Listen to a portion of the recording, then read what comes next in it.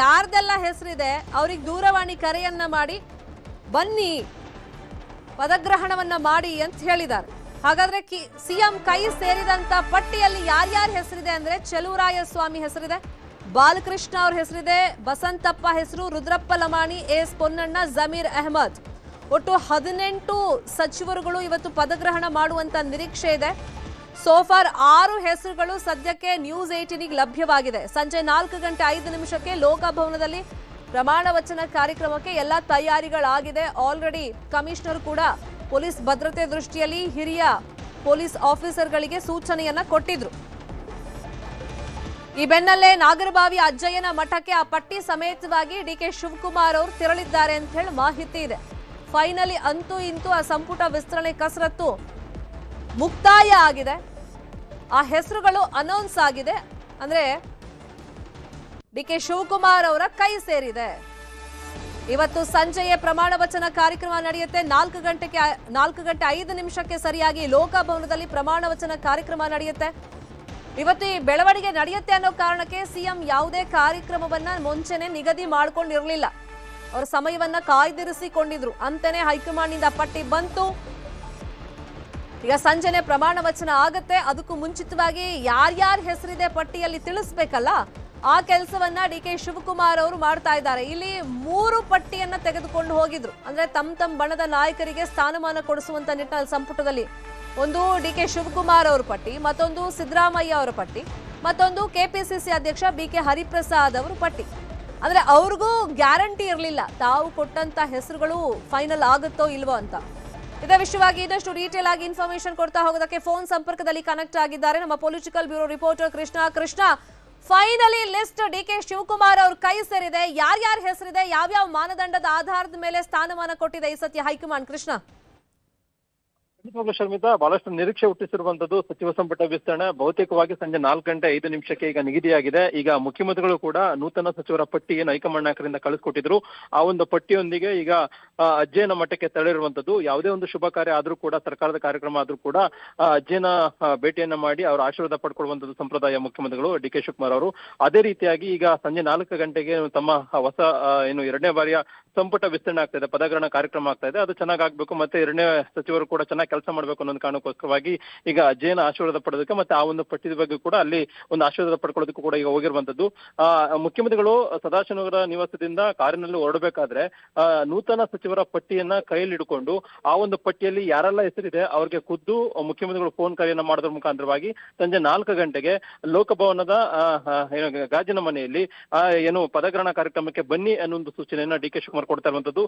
ಬಹಳ ಪ್ರಮುಖವಾಗಿ ಶರ್ಮಿತಾ ನೋಡೋದಾದ್ರೆ ಈಗ ಯಾರಿಗೆಲ್ಲ ಫೋನ್ ಮುಖ್ಯಮಂತ್ರಿಗಳು ಮಾಡಿದ್ದಾರೆ ಅಂತಂದ್ರೆ ಚೆಲುವರಾಯಸ್ವಾಮಿ ಆಗಿರೋದು, ಬಾಲಕೃಷ್ಣ, ಬಸಂತಪ್ಪ, ರುದ್ರಪ್ಪ ಲಮಾಣಿ, ಎಸ್ ಪೊನ್ನಣ್ಣ, ಜಮೀರ್ ಅಹಮದ್ ಮತ್ತು ಜೊತೆಗೆ ಎಂಪಿ ನರೇಂದ್ರ ಸ್ವಾಮಿ, ಒಂದಷ್ಟು ಜನ 18 ಜನಕ್ಕೆ ಈಗ ಏನು ಮುಖ್ಯಮಂತ್ರಿಗಳು ಖುದ್ದು ಶಿವರಾಜ್ ತಂಗಡಿಗೆ, ಹೀಗೆ ಒಂದಷ್ಟು ಜನ ಸಂಯಮ ಸಚಿವರಿಗೆ ಸಚಿವರಾಗುವಂತವ್ರಿಗೆ ಈಗ ಮುಖ್ಯಮಂತ್ರಿಗಳು ಖುದ್ದು ಕರೆ ಮಾಡಿ ಸಂಜೆ ಬನ್ನಿ ಅನ್ನೋ ಒಂದು ಹೇಳಿಕೆಯನ್ನು ಕೂಡ ಮಾತನ್ನು ಕೂಡ ಆಡ್ತಾ ಇದ್ದಾರೆ. ಮತ್ತೊಬ್ಬರು ಕೂಡ ಸಾಕಷ್ಟು ಈಗ ವಿಜಯನಂದ ಕಾಶ್ಯಪ್ನವರು ಕೂಡ ಬಂದಿದ್ರು. ಈ ಬಗ್ಗೆ ಶಿವರಾಜ್ ತಂಗಡಿ ಅವರು ಮಾತಾಡ್ತಾ ಇದ್ದಾರೆ, ಅವ್ರಿಗೆ ಕಾಲ್ ಬಂದಿದೆ. ಸಿದ್ದರಾಮಯ್ಯನವರು ಮತ್ತು ಪ್ರಿಯಾಂಕಾ ಖರ್ಗೆ ಅವರು ನನಗೆ ಭಾಳ ವಿಶೇಷವಾದಂಥ ಒಂದು ಗೆಳೆತನದೊಳಗೆ ನನಗೆ ಒಂದು ಹೆಚ್ಚು ಶಕ್ತಿಯನ್ನು ತುಂಬುವಂಥ ಕೆಲಸವನ್ನು ಮಾಡಿದ್ದಾರೆ. ನಿಜವಾಗಲೂ ಅವ್ರಿಗೆ ವಿಶೇಷವಾದಂಥ ಅಭಿನಂದನೆ ಸಲ್ಲಿಸಲಿಕ್ಕೆ ಇಷ್ಟಪಡ್ತೀನಿ. ಮತ್ತು ಇದಕ್ಕೆಲ್ಲದಕ್ಕೂ ಒಂದು ಒಳ್ಳೆಯ ಸಂದೇಶ ಬರಬೇಕನ್ನೋದಕ್ಕೆ ನನ್ನ ಕ್ಷೇತ್ರದ ಪ್ರತಿಯೊಬ್ಬ ಕಾರ್ಯಕರ್ತರು ಪ್ರತಿಯೊಂದು ತಮ್ಮ ಗ್ರಾಮದೊಳಗೆ ತಮ್ಮ ಗ್ರಾಮದಾಗಿರುವಂಥ ದೇವ್ರ ಹತ್ರ ಒಂದು ಬೇಡಿಕೆ, ಒಂದು ಪೂಜೆ ಮಾಡಿ ಅದರ ಜೊತೆಗೆ ಅಲ್ಲಿದ್ದ ತಿರುಪತಿಗೆಲ್ಲ ಪಾದಯಾತ್ರೆಯನ್ನು ಮಾಡಿದಂಥ ನನ್ನ ಕಾರ್ಯಕರ್ತರಿಗೆ ವಿಶೇಷವಾದಂಥ ಪಟ್ಟಿ ನೋಡ್ತಾ ಇದ್ರೆ ಹೊಸೊಬ್ಬರಿಗೂ ಅವಕಾಶ ಸಿಕ್ಕದಂಗೆ ಆಗಿದೆ ಸರ್. ಪಟ್ಟಿ ಸಿಕ್ಕಿದೆ ಅಂತ ನನಗೂ ಅನಿಸ್ತಾ ಪಟ್ಟಿ ನೋಡಿಲ್ಲ ನಾನು, ಈಗ ನಿಮ್ಮ ಮಾಧ್ಯಮದೊಳಗೆ ನಾನು ನೋಡ್ತೀನಿ.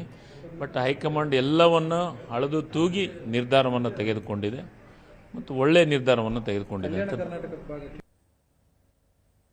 ನೀವು ಸೇರಿದಂತೆ ಕೆಲವು ಹಿರಿಯ ನಾಯಕರು ಕೇಳಿದ್ವಿ. ನಮಗೆ ಸಿಕ್ಕೇ ಸಿಗತೈತೆ ಅಂತ ಭರವಸೆ ಇದೆ. ಯಾಕೆ ಅಂತಂದರೆ AICC ಕರ್ನಾಟಕ ಭಾಗದ ನಮ್ಮ ನಾಯಕರು. ಹಿಂಗಾಗಿ ನನಗೆ ಸಿಗಿತೈತೆ, ನಮ್ಮ ಭಾಗಕ್ಕೆ ಸಿಗಿತೈತೆ ಅಂತ ವಿಶ್ವಾಸದಿಂದ ಇದ್ದೀನಿ.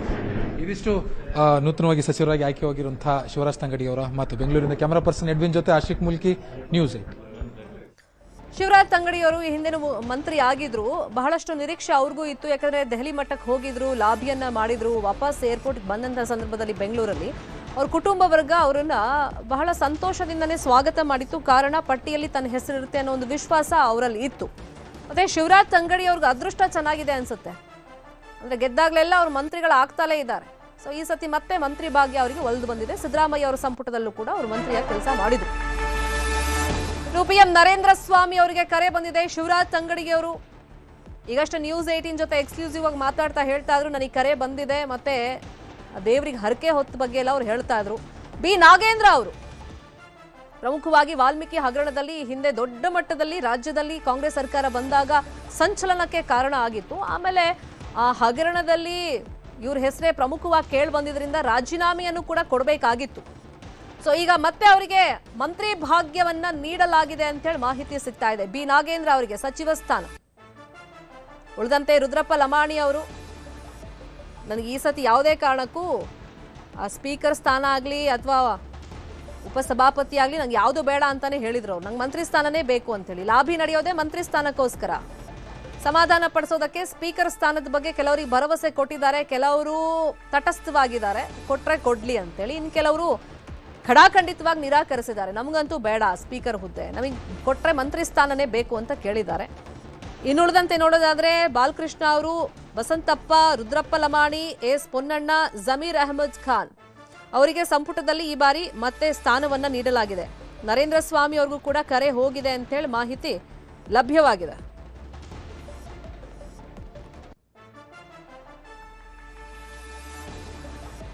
ಟಿ ರಘುಮೂರ್ತಿ ಅವರು, ಅವ್ರಿಗೂ ಕೂಡ ಸಂಪುಟದಲ್ಲಿ ಸ್ಥಾನ ಸಿಕ್ಕಿದೆ. ಎಕ್ಸ್ಕ್ಲೂಸಿವ್ ಲಿಸ್ಟ್ ನ್ಯೂಸ್ 18 ಲಭ್ಯವಾಗಿದೆ. ನರೇಂದ್ರ ಸ್ವಾಮಿ ಅವರು, ಶಿವರಾಜ್ ತಂಗಡಗಿ ಅವರು, ರುದ್ರಪ್ಪ ಲಮಾಣಿ, ವಸಂತಪ್ಪ, ಬಿ ನಾಗೇಂದ್ರ, ರಘುಮೂರ್ತಿ, ಜಮೀರ್ ಅಹಮದ್ ಖಾನ್, ರಿಜ್ವಾನ್ ಅರ್ಷದ್ ಅವರು ಮುಸ್ಲಿಂ ಕೋಟಾದ ಅಡಿಯಲ್ಲಿ, ಅಲ್ಲಿಗೆ ಜಮೀರ್ ಅಥವಾ ರಿಜ್ವಾನ್ ಅರ್ಷದ್ ಅಂತಿತ್ತು, ಇಬ್ಬರಿಗೂ ಸ್ಥಾನಮಾನ ಸಿಕ್ಕಿದೆ ಸಂಪುಟದಲ್ಲಿ. ಸಂತೋಷ್ ಲಾಡ್ ಮತ್ತೆ ಮಂತ್ರಿ ಆಗ್ತಾ ಇದ್ದಾರೆ. ಮಧು ಬಂಗಾರಪ್ಪ ಅವರು, ಬಹುತೇಕ ಅವರನ್ನು ಕೈ ಬಿಡಬಹುದು ಅಂತ ಹೇಳಲಾಗ್ತಾ ಇತ್ತು. ಆದ್ರೆ ಈಡಿಗ ಸಮಾಜದಿಂದ ಮತ್ತೆ ಮಧು ಬಂಗಾರಪ್ಪ ಅವರನ್ನ ಸಂಪುಟಕ್ಕೆ ಸೇರ್ಪಡೆಗೊಳಿಸಲಾಗಿದೆ. ರೇಸ್ನಲ್ಲಿ ಪುಟ್ರಂಗ ಶೆಟ್ಟಿ ಕೂಡ ಇದ್ರು, ಅವ್ರಿಗೂ ಈ ಸತಿ ಮತ್ತೆ ಸ್ಥಾನಮಾನ ಸಿಕ್ಕಿದೆ. ಇನ್ನು ಮಂಕಾಳ್ ವೈದ್ಯ ಅವರು, ಅಜಯ್ ಸಿಂಗ್, ಚೆಲುವರಾಯಸ್ವಾಮಿ, ಶಿವಲಿಂಗೇಗೌಡ, ಬಾಲಕೃಷ್ಣ, ಇನ್ನುಳಿದಂತೆ ವಿಜಯಾನಂದ ಕಾಶಪ್ಪನವರು ಸಾಕಷ್ಟು ಪ್ರಯತ್ನಗಳನ್ನ ಈ ಸತಿ ಅವರು ಕೂಡ ಮುಂದುವರೆಸಿದ್ರು. ಮಂಕಾಳ್ ವೈದ್ಯ ಮತ್ತೆ ಅವರಿಗೆ ಅವಕಾಶ ಸಿಕ್ಕಿದೆ. ಶಿವಲಿಂಗೇಗೌಡರು ಈ ಸತಿ ಸಚಿವ ಸ್ಥಾನ ತನಗೆ ಬೇಕು ಅಂತ ಹೇಳಿ ಪಟ್ಟು ಹಿಡಿದು ಕೂತಿದ್ರು. ಇನ್ನು ಗಾಯತ್ರಿ ಶಾಂತೇಗೌಡ ಅಚ್ಚರಿಯ ಬೆಳವಣಿಗೆ, ಯಾಕಂದ್ರೆ ಮೊನ್ನೆ ತಾನೇ ಕೋರ್ಟ್ನಲ್ಲಿ ರಿಸಲ್ಟ್ ಬಂದಿರೋದು, ಅವರನ್ನ ಪರಿಷತ್ ಸದಸ್ಯರಾಗಿ ಪರಿಗಣಿಸಬೇಕು ಅಂತ ಹೇಳಿ. ಈಗ ಅವರಿಗೆ ಮಂತ್ರಿ ಭಾಗ್ಯ ಸಿಕ್ಕಿದೆ, ಅದು ಕೂಡ ಮಹಿಳಾ ಕೋಟಾದಲ್ಲಿ. ಇದನ್ನು ಗಮನಿಸಬೇಕು, ಯಾಕಂದ್ರೆ ಆಲ್ರೆಡಿ ಯತೀಂದ್ರ ಸಿದ್ದರಾಮಯ್ಯ ಅವರಿಗೆ ಪರಿಷತ್ನಿಂದ ಸ್ಥಾನ ಸಿಕ್ಕಿತ್ತು ಸಚಿವರಾಗಿ.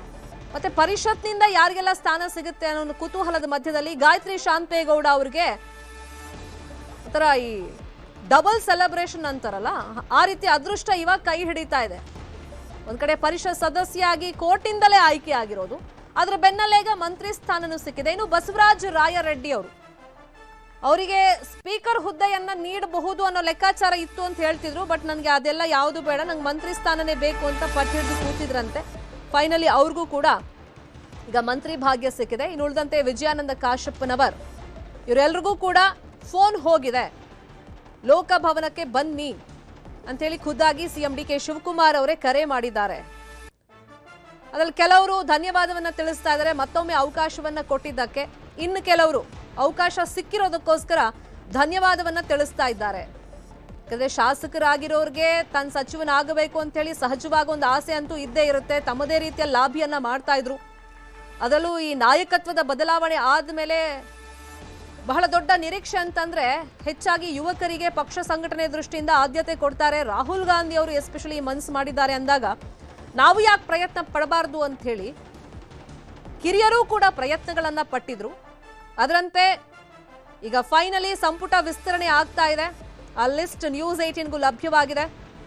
ಅಜಯ್ ಸಿಂಗ್ ಅವರು ಹಿಂದಿನಿಂದಲೂ ಪ್ರಯತ್ನಗಳನ್ನ ಪಡ್ತಾ ಇದ್ರು. ಫೈನಲಿ ಮಂತ್ರಿ ಭಾಗ್ಯ ಅವ್ರಿಗೆ ಸಿಕ್ಕಿದೆ. ಶಿವಲಿಂಗೇಗೌಡರು, ಮೊನ್ನೆ ದೆಹಲಿಗೆ ಅವರು ಕೂಡ ಹೋಗಿದ್ರು, ಲಾಬಿಯನ್ನ ಮಾಡಿ ಬಂದಿದ್ರು.